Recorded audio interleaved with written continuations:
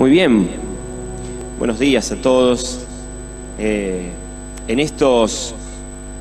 domingo pasado, Norberto habló de la locura del Evangelio. Y a mí me pareció apasionante y me encantó escuchar a Norberto una vez más desafiándonos a vivir la propuesta de Jesús, de Dios, la propuesta del reino de los cielos, y encarnarla en nuestras vidas y vivirla como una aventura de todos los días, ¿no? Pienso en tantas personas que visiblemente viven la vida del Evangelio como una aventura, metiéndose aún en lugares insospechados para llevar el mensaje del Evangelio, o simplemente para llevar luz con su vida, con lo que hacen, con lo que viven, con lo que experimentan a diario. Y ese es nuestro desafío, ¿no? Muchas veces nos encontramos con gente que cuando ve actuar a cristianos comprometidos dice, este está loco, ¿no? ¿Cómo no se prendió en esa coima? ¿Cómo no agarró ese vuelto? ¿Cómo no se quedó con eso? ¿Cómo no aprovechó esta oportunidad? ¿No? Y muchas veces en nuestro país, especialmente desde la viveza criolla, muchas veces al abrazar la fe de manera comprometida parece que hacemos alguna locura. Y Dios nos bendiga en esa maravillosa locura, porque quizás perdamos algo en el corto plazo con esa locura, pero en el largo plazo hay muchas personas que nos inspiran y nos anteceden en la fe, que dan cuenta de que las decisiones de locura por la fe definitivamente fueron un capital maravilloso para ellos. Y yo no sé vos, pero yo quiero seguir a esa gente y espero ser de inspiración para otros, para que también abracen esa locura. Pero en el día de hoy, a mí me gustaría hablarte de una de las tantas locuras en las que Dios nos quiere meter, y esa locura es la iglesia. Por momentos la iglesia es de locos, y yo quisiera hoy de alguna manera ayudarte a pensar en eso, porque definitivamente creo que la propuesta de Dios cuando creó en su corazón la iglesia, definitivamente es una propuesta rara, una propuesta no convencional, una respuesta que muchas veces contradice nuestros deseos naturales. Y un poquito de eso en esta mañana quiero hablarte. Quiero leerte un pasaje que está en Primera de Corintios, ¿sí? Primera de Corintios capítulo 12. Y quiero leértelo, pero quiero que vos te metas en la explicación del apóstol Pablo. Quiero animarte a que vos te sumes a la lectura y te metas en la explicación. Cuando el apóstol Pablo tiene que explicar de alguna manera a la iglesia, lo hace con esta metáfora que te quiero compartir hoy, pero quiero que vos puedas pensar y visualizar, wow, qué locura esto de la iglesia, y que quiero animarte a que te prendas. Capítulo 12 de la primera carta que el apóstol Pablo le escribe a los Corintios, a partir del versículo 1, la palabra de Dios dice así: de hecho, aunque el cuerpo es uno solo, y cuando el apóstol Pablo habla del cuerpo está utilizando una metáfora para hablar de la iglesia, del grupo de personas que conformamos la iglesia. Y entonces dice, aunque el cuerpo es uno solo, tiene muchos miembros. Y todos los miembros, no obstante ser muchos, forman un solo cuerpo. Así sucede con Cristo. Todos fuimos bautizados por un solo espíritu, para constituir un solo cuerpo. Ya seamos judíos o gentiles, esclavos o libres, y si el apóstol Pablo viviera en este momento diría kirchneristas o macristas, de izquierda o de derecha, hombres o mujeres, feministas o no, todos hemos sido convocados a formar un solo cuerpo, y a todos se nos dio a beber de un mismo espíritu. Ahora bien, el cuerpo no consta de un solo miembro, sino de muchos. Si el pie dijera, como no soy mano, no soy del cuerpo, no por eso dejaría de ser parte del cuerpo. Y si la oreja dijera, como no soy ojo, no soy del cuerpo, no por eso dejaría de ser parte del cuerpo. Si todo el cuerpo fuera ojo, ¿qué sería del oído? Y si todo el cuerpo fuera oído, ¿qué sería del olfato? En realidad, Dios colocó cada miembro del cuerpo como mejor le pareció. Si todos ellos fueran un solo miembro, ¿qué sería del cuerpo? Lo cierto es que hay muchos miembros, pero el cuerpo es uno solo. El ojo no puede decirle a la mano, no te necesito, Ni puede la cabeza decirle a los pies, no la necesito. Al contrario, los miembros del cuerpo que parecen más débiles son indispensables. Y a los que nos parecen menos honrosos los tratamos con honra especial y se les trata con especial modestia. A los miembros que nos parecen menos presentables. ¿Conoce algún miembro de la iglesia impresentable? Bueno, acá hay palabra de Dios para su vida entonces. Mientras que los presentables no requieren trato especial. Así Dios ha dispuesto los miembros de nuestro cuerpo, dando mayor honra a los que menos tenían, a fin de que no haya división en el cuerpo, sino que sus miembros se preocupen por igual unos por otros. Si uno de los miembros sufre, los demás comparten su sufrimiento. Y si uno de ellos recibe honor, los demás se alegran con él. Ahora bien, ustedes son el cuerpo de Cristo y cada uno de ustedes es miembro de ese cuerpo. ¡Wow! La iglesia es muy loca. Es una cosa muy, muy loca. Miren cómo el apóstol Pablo lo explica y me encanta verlo esto. Recién el pastor Norberto hablaba de esto que para mí es muy importante. Estamos inquietos, Lenny, Elba, yo, con Norberto, estamos ahí charlando y con otros hermanos discutiendo cómo se es comunidad con barbijo, distanciamiento social y digitalidad. ¿De qué se trata eso? ¿Cómo conformamos? ¿Cómo vamos a hacer vos y yo para ser un solo cuerpo en estas condiciones en las que hoy estamos desafiados a vivir? Yo te quiero invitar a que te prendas en ese desafío, a que realmente digas, sí, yo quiero prenderme en la aventura de entender los nuevos desafíos que me propone este tiempo, pero no dejar por nada del mundo ser parte de esta loca aventura que la Biblia, Jesús, nos propone de alguna manera para que vos y yo vivamos. Y para mí es importantísimo ver esto. Déjenme, en el espíritu de esto que estamos viendo y que estamos hablando, déjenme hablarle de algunos aspectos locos que para mí tiene la iglesia y que quiero compartirles a ustedes en el día de hoy y quiero que los atesoremos en nuestro corazón. Una de las cosas que vos y yo tenemos que comprender, yo tenía un profesor de teología que decía algo que a mí me parecía muy, muy bueno. Él decía, la iglesia es una experiencia humano-divina. Una experiencia humano-divina. Por lo tanto, tiene todos los defectos del ser humano, y todas las virtudes de Dios. Todos los defectos del ser humano y todas las virtudes de Dios. Por lo tanto, la iglesia, por empezar, antes que nada, es una invitación a que vos te involucres apasionada, y déjame decírtelo de esta manera, amorosamente con la iglesia. Vos vas a escucharnos a Norberto, vas a escuchar a Elba, me vas a escuchar a mí, vas a escuchar a Lenny, muchas veces ser críticos con la iglesia. Ustedes lo vieron a Norberto hay momentos que parece que se pone hasta como picante, dicen los muchachos, ¿no es cierto? Con algunas críticas que tenemos para con la iglesia. Pero nuestra crítica tiene la intención de ser autocrítica, porque somos parte de una iglesia que por su humanidad es imperfecta y por su divinidad es inmensamente apetecible, es inmensamente amable, es inmensamente desafiante para que nos comprometamos con ella. Es el corazón de Dios amando perdidamente a la iglesia. ¿Cómo yo no voy a amar perdidamente a la iglesia?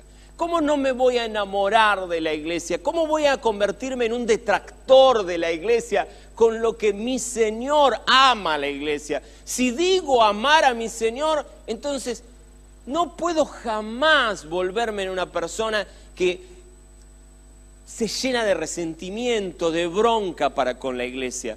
Porque es casi, permítanme decirlo con mucha humildad y con mucho amor y con mucho cariño, es casi absurdo si vos mismos sos la iglesia. Por eso cada vez que levantamos crítica para con la iglesia, y está bien, es como cuando yo me paro delante del espejo y digo, ¡ah, qué fea me queda esta camisa! ¿No? ¿Y qué digo? Bueno, hoy me la cambio. Y obviamente, y está bueno que como iglesia nos paremos delante del espejo y digamos, ¡ah! qué terrible esto que hace la iglesia. Qué espantoso, qué feo. ¿Cómo se nos ocurrió? Pero es cómo se nos ocurrió. Y es con amor y con cariño decir, quedándome tan mal esta camisa, veo a quién se la regalo y me pongo otra. ¿Cómo puedo cambiar? Pero es cómo puedo cambiar. ¿Cómo puedo levantar una crítica que sea una crítica que nos revise? Y yo quiero invitarte, vivimos un tiempo que encima la tecnología nos ha regalado las redes sociales. Y parece ser, y está claro, de que no nos sale gratis criticar a través de las redes sociales. Decir cualquier barbaridad a través de las redes sociales, nadie nos va a cobrar. Yo digo que si los creadores de las redes sociales quisieran hacerse millonarios, lo mejor que podrían hacer es tarifar la crítica, ¿no? Porque realmente ahí se llenarían de plata. Y claro, como ahora tenemos un escenario que la tecnología nos propone, aquellos que quizás nunca tuvieron escenario, nunca tuvieron un lugar donde expresarse, encuentran en las redes sociales el mejor lugar para descargar los años que la tecnología no les había aportado para hablar, ahora se lo descargan todo junto, parece, ¿no? Y por las dudas, hablamos mal por el abuelo, que como no tenía las redes sociales, lo citamos al abuelo y traemos toda la porquería que el abuelo tenía de enojo y de bronca, la agarramos nosotros y la ponemos también en las redes sociales. Pero cuando pensamos en la iglesia, vos y yo somos iglesia y tenemos que pensarnos como amados por Dios y tenemos que poder ser críticos, pero desde la convicción de que somos autocríticos. Y te voy diciendo algo, la iglesia tiene esta característica, es una iglesia que está conformada por seres humanos. Siempre vamos a encontrar cosas que no nos gusten, siempre vamos a encontrar el error, porque el error es parte de la condición humana. Y para mí es importantísimo comprender esto. Cuando nosotros queremos una iglesia perfecta, no nos damos cuenta que nos estamos confundiendo. El perfecto es Dios. Él es perfecto. Cuando nosotros queremos que la iglesia responda con la perfección de Dios, la iglesia nos va a frustrar. Y como acto seguido muy probablemente te frustres con Dios mismo. Porque vas a estar pidiéndole a la iglesia algo que la iglesia no puede darte. Por lo tanto, es importante que vos y yo reconozcamos otro aspecto que para mí es muy loco de la iglesia, que es su falibilidad. La iglesia es imperfecta, la iglesia muchas veces se equivoca, muchas veces comete errores. Y es vital que vos y yo lo comprendamos y lo entendamos y lo asimilemos. Y lo comprendamos dándonos cuenta de que definitivamente te vas a encontrar con muchas cosas. A veces la gente me nombra errores de las personas que tienen a su alrededor. Y yo digo, sí, bienvenido a la realidad y vos tenés los tuyos, ¿no? Definitivamente, es así, es parte de la vida. Y gran parte de este desafío es el hecho de amar precisamente esta perfecta imperfección de la iglesia, ¿no? Es como cuando la esposa, después de unos años de casado, mira a su esposo y descubre que al lado vive con un tipo que es definitivamente imperfecto. Gracias a Dios se ve que mi esposa entendió esta realidad, porque si no ya me hubiese abandonado hace rato. O sea, a este tipo imperfecto, a este tipo que falla, que comete errores, que no siempre está muy lúcido, a este tipo he decidido amarlo con esas imperfecciones. Y es ese desafío el que la ennoblece como persona y la que ennoblece a la persona que dice, con imperfecciones y todo lo voy a amar. Yo te quiero invitar a que ames a la iglesia con sus imperfecciones. ¿Que las justifiques? No. ¿Que te conformes? No. Vamos a tratar de seguir cambiándolas, vamos a tratar de seguir mejorándolas. Pero lo loco es que la invitación de Dios es que ames a la iglesia con su imperfección, que muchas veces es tu imperfección. Y Dios te mira así de imperfecto y te ama. Y Dios mira a la iglesia así de imperfecta y la ama. ¿Querés que nos pongamos a hacer recuento de cosas terribles que se han hecho desde la iglesia institucional, desde personas que se formaron como parte de la iglesia y que se dicen a sí mismos parte de la iglesia? ¿Querés que nos pongamos a mirar recuentos históricos de las cosas terribles que se han hecho en nombre de Jesucristo y en nombre de la Iglesia, somos conscientes, ¿no? Déjame citarte algunas. Cuando el Imperio Romano dejó de perseguir a la Iglesia en el año 380, el cristianismo se convirtió en religión oficial del Imperio Romano. Pasó de ser religión perseguida a ser religión oficial. Hubo gente que conformaba parte de la Iglesia que persiguió, pasó de perseguida a perseguidor, a personas que abrazaban religiones que hoy denominamos o que denominaríamos paganas. Y muchas veces hicieron exactamente las mismas maldades que habían sufrido, las infringieron sobre otras personas. La Iglesia como institución se corrompió innumerables veces con escándalos asquerosos, desde hace años hasta la semana pasada. Y en todo ese tiempo, a lo largo de la historia, personas que participaban de la Iglesia cometieron errores aberrantes, tomaron decisiones fraudulentas, opresivas, abusivas y hasta violentas a lo largo de la historia. Personas que abrazaron la fe protestante, con Lutero, Calvino, y estoy hablando de ese tiempo, esa gente, abrazando la fe protestante, buscando la renovación de la Iglesia, muchas personas que abrazaron la fe protestante persiguieron a lo que se dio a conocer como el movimiento anabaptista o como la reforma radical. Otro grupo de hermanos que se levantaron y entre otras cosas enseñaron que había que volver al bautismo de adultos y hacerlo por inmersión. Y entonces la Iglesia protestante de los primeros tiempos los tomó y los bautizó en el río hasta ahogarlos. En el nombre de Cristo, personas, hombres y mujeres, que se identificaron con la Iglesia, cometieron actos cargados de injusticia, desigualdad y violencia. Usando la Biblia como justificación y soporte de sus dichos y de sus actos, aún hoy, por deseos egoístas, tradiciones de dudosa procedencia, ignorancia o mentiras instaladas, la Iglesia se ha visto envuelta en prácticas que se alejan de la justicia y el amor de Cristo, y así hemos sido testigos de cómo los púlpitos y altares han sido escenario de auténticas herejías, argumentos machistas, incitaciones a la discriminación, a la violencia, sujeción a alguna idea política, respaldo a regímenes autoritarios, y así podríamos seguir. Y lo más terrible es que al menos yo no tengo por vista cuándo esto se va a terminar. Así que probablemente en los próximos años seguiremos viendo más de esto. Y como Elba muchas veces ha estado viniendo diciendo a lo largo de este año, no nos queda otra cosa que pedir perdón. Pedir perdón a quien la Iglesia, o desde el liderazgo de la Iglesia, hemos lastimado, herido o provocado algún daño. Y tenemos que pedir perdón. Yo hoy oficialmente, por decirlo de alguna manera, pido perdón en nombre de todas las cosas que la Iglesia pueda haber hecho terribles. Y no hay justificación. Pero lo cierto es que necesitamos seguir revisándonos. Pero lo cierto es que la Iglesia está conformada por hombres falibles y mujeres falibles que cometemos errores y nos equivocamos muchas veces. Y el primer paso en el camino de la restauración de eso es decir perdón.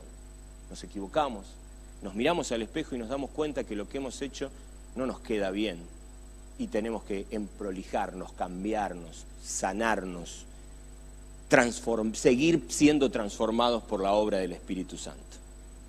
Ahora bien, la Iglesia con todo eso tiene otro aspecto que para mí es maravilloso, y es el aspecto de que la Iglesia es un caldo de cultivo relacional muy, muy extraño. Recién yo lo miraba a Roque y me emocionaba porque realmente en estos años he aprendido a amarlo a Roque, ¿no? Pero yo pienso, ¿en qué historia de mi vida, en qué vida mía, por decisión propia, yo hubiese salido a buscarlo a Roque para sentarme a charlar con él, tomarme un mate, caminar la vida? Jamás, jamás, jamás, jamás en la vida, si no hubiese sido por la Iglesia, Roque y yo nos hubiésemos conocido, Roque y yo nos hubiésemos muerto a carcajadas, Roque y yo hubiésemos llorado juntos. Jamás, jamás hubiese pasado. Es la Iglesia la culpable. Es la iglesia la culpable de haberme metido con ese señor en este ámbito y compartir espacio con este caballero. Es la iglesia la única posible de generar eso. Y yo estoy inmensamente agradecido a la iglesia por eso.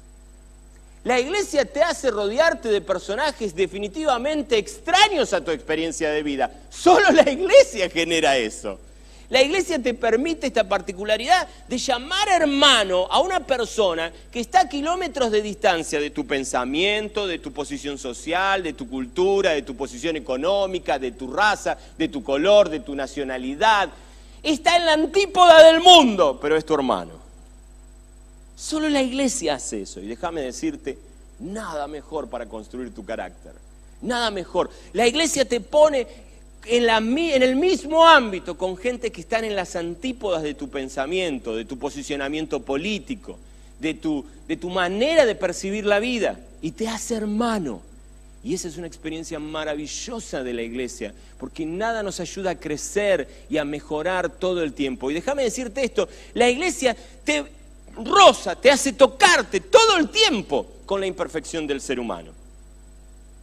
Cuando camino por la iglesia me descubro con personas que me dicen, bueno, aquel es muy rígido, aquel es muy hippie, aquel le falta iniciativa, aquel grita cuando ora, esta llora cuando ora, ¿no? Sí, bienvenido a la realidad humana, somos distintos, somos diversos, pero gloria a Dios por esas diferencias. Este habla en neutro.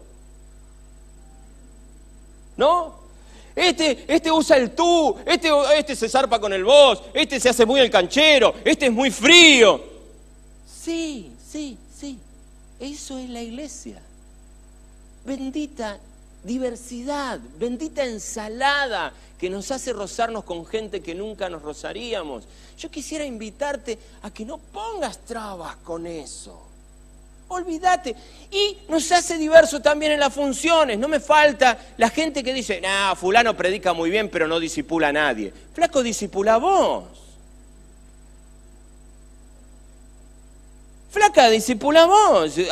Dale gracias a Dios de que es una bestia predicando, que es maravilloso predicando, es un maestro de la palabra formidable, pero ¿qué tiene que tirar el centro y cabecear el tipo? Porque si no, no tiene tu aprobación. No, esa es la locura, que yo te puedo tirar el centro y él los cabecea, y si los cabecea también, ¿por qué quiero hacer que juegue de otra cosa? Déjalo con el don que Dios le dio, déjalo con el ministerio que Él le dio, y realmente disfrutalo, y abrazá lo que Dios te dio, a vos, y complementalo, sumate. Es decir, Él no lo hace, lo hago yo. Y me sumo, y hacemos equipo, que esa es la idea de cuerpo que el apóstol Pablo nos está queriendo brindar. Complementémonos. Es increíble pensar que una sola persona va a satisfacer toda tu necesidad. El apóstol Pablo lo pinta clarísimo. Dice, es absurdo pensar que un miembro se haga cargo de todo el cuerpo. Es absurdo. Entonces, si alguien es mano, déjalo ser mano tranquilo y dedícate a hacer lo que Dios te pidió que seas. ¿Qué te pidió que seas? Que seas pie. Sé el mejor pie que puedas ser. Y lleva esa mano a donde haya que llevarla, ¿no? Abrazate con un compromiso apasionado en ser parte de algo más grande que vos, que se llama iglesia. Y pensemos juntos la fe, y pensemos juntos lo que hacemos, y pensemos juntos cómo seguimos creciendo para mejorar y revisar todas estas cosas. Esta iglesia, que es humano divina, que es falible y que además es una iglesia que definitivamente es un desafío relacional impresionante, es la iglesia que es sal y luz. Déjame leerte algunas cosas que vinieron a mi cabeza para pensar en esta iglesia que es sal y luz, algunas cosas que quisiera ayudarte para que veamos la realidad, porque es cierto todo lo que vemos crítico de la iglesia, pero también es cierto lo que te quiero leer a vos. La iglesia es sal y luz, y lo ha sido a lo largo de todos los años. Solamente por citarte algunas cosas, fue una familia de origen alemán o austríaco, la verdad que no sé muy bien, que se dedicó a resguardar judíos en el tiempo de la Alemania nazi. Y fue esa familia, de manera tan comprometida, que fue acusada de traición por el régimen nazi y terminó en campos de concentración, hasta el exterminio de toda la familia, excepto de una mujer, que luego salió a predicar por todos lados su historia de redención y su historia de compromiso, hasta que se encontró con el mismísimo carcelero cruel que la había tenido en ese campo de concentración. Y ese carcelero se había convertido al evangelio, le pidió perdón y ella dijo, te perdono. Es esa iglesia, eso también es iglesia. Es la iglesia, son personas comprometidas con Jesús, las que revolucionaron el país de Ucrania, llevando a cero el número de huérfanos que se produjeron después del conflicto bélico con Rusia. Fue la iglesia la que movilizó eso y cambió toda una sociedad y vació las calles de huérfanos. Y les dio lugar y alojamiento y adopción a cada uno de esos chicos. Fue la iglesia, no fue otra cosa. Es la iglesia la que trabaja incansablemente en proyectos de inclusión social, nutrición, adopción, recuperación y acompañamiento de personas, especialmente mujeres, travestis y transexuales, que son víctimas de los sistemas de prostitución y de trata. Es la iglesia la que se mete en todo rincón para llevar alimentos, llevar ropa, acompañamiento y ver de qué manera pueden operar para que esas personas salgan de esa vida de esclavitud. Es la iglesia la que lo hace. Es la iglesia la que trabaja incansablemente y permanece acompañando enfermos en hospitales y en leprosarios, aun cuando las cámaras se van y la prensa se olvida de la información. Cuando las cámaras se van, la iglesia, monjas, mujeres, hombres, siguen estando ahí. Siguen estando ahí. Fue la iglesia, y no solo Martin Luther King, porque Martin Luther King fue el líder visible, pero fue la iglesia la que movilizó todo para que hubiera un cambio en la sociedad norteamericana respecto a los derechos de los hombres y mujeres de color. Fue la iglesia, y no solo la Madre Teresa de Calcuta. Un grupo de mujeres y de hombres que acompañaron a la Madre Teresa de Calcuta, las que llevaron consuelo y sanidad a las calles de Calcuta. Fue la iglesia. Es la iglesia de Cristo la que lleva sanidad, incluye, visita enfermos, visita encarcelados, alimenta, viste, etcétera, etcétera, etcétera.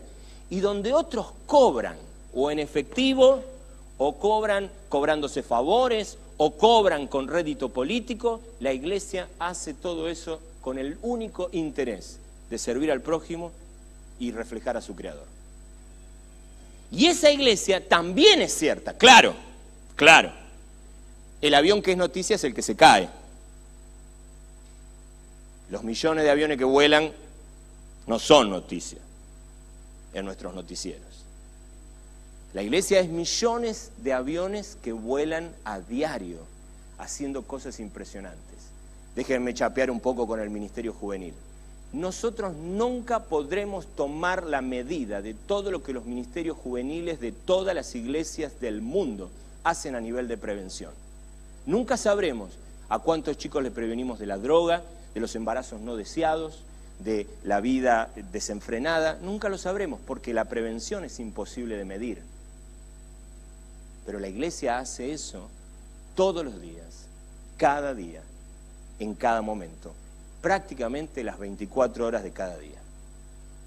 Y esa iglesia es la que me apasiona, y esa es la iglesia de la que quiero formar parte, y esa es la iglesia en la que quiero trabajar. Déjame leerte otro pasaje acerca de la iglesia que me parece maravilloso. Dice Efesios 4, capítulo 11, uno de mis pasajes favoritos. Desde el versículo 11 del capítulo 4 de Efesios, la palabra de Dios dice: ahora bien, Cristo dio los siguientes dones a la iglesia: los apóstoles, los profetas, los evangelistas y los pastores y maestros. Ellos tienen la responsabilidad de preparar al pueblo de Dios para que lleve a cabo la obra de Dios y edifique la iglesia, es decir, el cuerpo de Cristo. Ese proceso continuará hasta que todos alcancemos tal unidad en nuestra fe y conocimiento del Hijo de Dios que seamos maduros en el Señor, es decir, hasta que lleguemos a la plena y completa medida de Cristo. Déjame hacer una pausa aquí. Es cierto, la iglesia muestra un montón de inmadureces. pero Dios está comprometido a que el proceso de maduración se dé hasta que todos lleguemos a la completa plenitud de la estatura de Jesucristo. Es el proyecto que Dios tiene para tu vida. Él quiere sumarte a ese proyecto. Pero versículo 14 continúa la Biblia diciendo, entonces ya no seremos inmaduros como niños. No seremos arrastrados de un lado a otro ni empujados por cualquier corriente de nuevas enseñanzas. No nos dejaremos llevar por personas que intenten engañarnos con mentiras tan hábiles que parezcan la verdad. En cambio, hablaremos la verdad con amor y así creceremos. En todo sentido, hasta parecernos más y más a Cristo, quien es la cabeza de su cuerpo, que es la iglesia. Él hace que todo el cuerpo encaje perfectamente y cada parte, al cumplir con su función específica, ayuda a que los demás se desarrollen y entonces todo el cuerpo crece y está sano y lleno de amor. Me encanta esa última frase. Entonces el cuerpo crece y está sano y lleno de amor. Esa es la promesa del apóstol Pablo y del Espíritu Santo que lo inspira. Bien, hay un pentecostal acá que me dice amén, me alegro, muy bien. Perfecto, amén, tal cual. Ahora, para mí es algo impresionante, porque el desafío que vos y yo tenemos es seguir en esta autocrítica que nos saque de estas historias horribles de las que la iglesia tiene que hacerse cargo y nos lleve a una iglesia que multiplica la aventura de vivir y de ser sal y ser luz en este planeta. Y ese es el desafío de vivir una fe épica, una locura del Evangelio. Y la iglesia que somos nosotros debemos apoyarnos y respaldarnos mutuamente para que nos convirtamos en estos que quieren hacer una diferencia en cada cosa que hacen, en cada lugar donde se mueven, en cada lugar donde se manifiestan, en cada hogar, y que cada hogar se convierta en una sucursal del reino de los cielos. Ahora, ¿cómo hacemos eso? Creo que el apóstol Pablo nos da una pista enorme y yo quisiera que vos abraces esto comprometidamente. Hace un tiempo atrás me crucé con alguien y estaba hablando sobre una persona y entonces y la persona estaba ausente, ¿no? Y entonces yo digo, qué buena persona este tipo, es la bondad encarnada, es un tipo que bendice, es un tipo que hace tanto bien, me encanta tal persona. Y la persona que estaba hablando conmigo me mira, hace como una pausa así, me mira así con cara de, como esperando que termine, ¿no? Y me dice, sí. Uno ya se agarra la cabeza cuando le dicen esos tres sí, ¿no es cierto? Sí. Entonces dice, pero le falta iniciativa.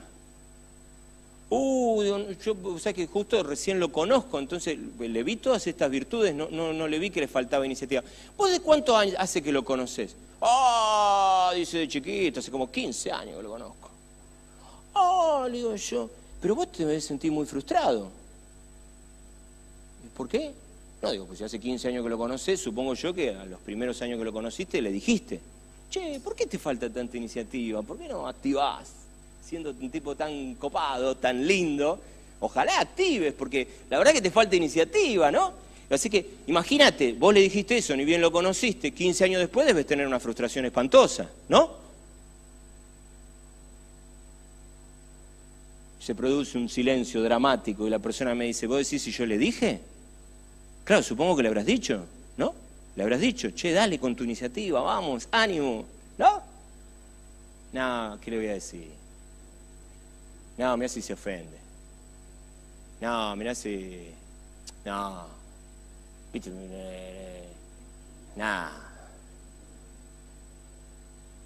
Flaco, vos sos cómplice de la falta de iniciativa de tu hermano. Llevas 15 años de silencio y complicidad. De repente, ahora que yo conozco a este tipo, si vos hubiese puesto un poquito de pila, yo ahora lo tenía tan copado como es, pero con iniciativa. Y te lo callaste. Ahora, esto no es una idea fresca del pastor Germán Ortiz, del pastor hippie de la iglesia. Está en la Biblia. ¿Está bien? Miren lo que dice el apóstol Pablo. En cambio, hablaremos la verdad con amor. Así creceremos. Quédate con esa idea nada más. El apóstol Pablo dice, hay una clave para crecer. hay una clave para mejorar, hay una clave para que seamos una iglesia que impacta de una manera más plena y profunda. Hay una clave para que cada miembro de nosotros crezca y se fortalezca y se convierta en una mejor versión de sí mismo. Hay una clave, y esa clave es hablar la verdad con amor, reconociendo los distintos dones que tenemos, reconociendo los distintos perfiles que tenemos, reconociendo los errores que cometemos a patadas y reconociendo las virtudes que tenemos. Hablémosla. En uno de mis viajes hablo con un pastor joven y me dice, no, Germán, quiero compartir un problema que tengo en mi iglesia porque pasa esto y aquello, y me cuenta. Yo le digo, todo esto que me contaste, ¿se lo contaste a tus pastores? No, en mi iglesia de eso no se puede hablar. A mí me agarra taquicardia. Pues yo digo, entonces tu iglesia está condenada a no crecer. No lo digo yo, lo dice el apóstol Pablo, cualquier cosa te agarra con él. Tu iglesia está condenada a no crecer, porque si hay cosas de las que no se pueden hablar, tu congregación local está condenada a no crecer. Porque el crecimiento está directamente ligado a hablar la verdad con amor. Yo quisiera desafiarte como iglesia a que podamos pensar todo esto. ¿Habrá que pedirle perdón a alguien por lo que la iglesia ha significado en su vida? Pidámoselo.